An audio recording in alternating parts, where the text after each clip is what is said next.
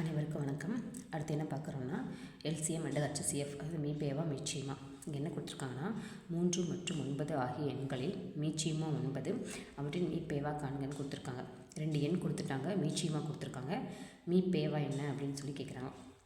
So இதுக்கு formula என்னென்னு பார்த்தீங்கன்னா, அது ஹச்சிசிஎஃப், அது மீபேவா அதோட பவரில் n-1 into LCM equal to எத்தனை எண் கொடுத்துருக்காங்களோ அத்தனை.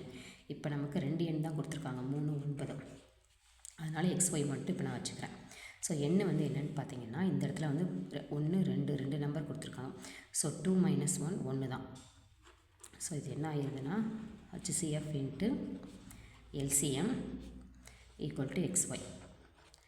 ஸோ அவங்க என்ன கொடுத்துருக்காங்கன்னா எல்சிஎம் கொடுத்துருக்காங்க, மீச்சியமா வந்து கொடுத்துருக்காங்க.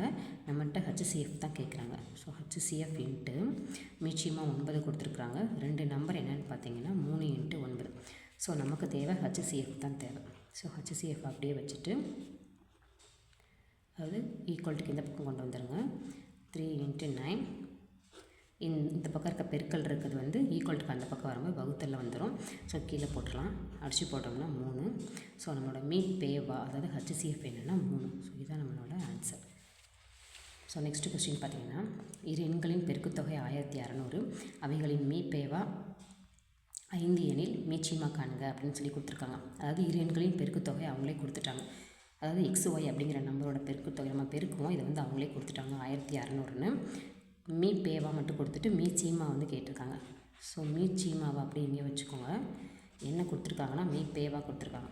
ஸோ அப்படியே கீழே போட்டுட்டு இதை வந்து அடித்து போட்டிங்கன்னா அதுதான் ஆன்சர். 5 15 7 10. ஸோ 320 தான் மீச்சியமா. ஸோ மேலே இருக்க ஃபார்முலா படி, இந்த ஃபார்முலா படி போட்டால் இந்த மாதிரி ஷார்ட்கட்டில் நம்ம போட்டுக்கலாம். தேங்க்யூ.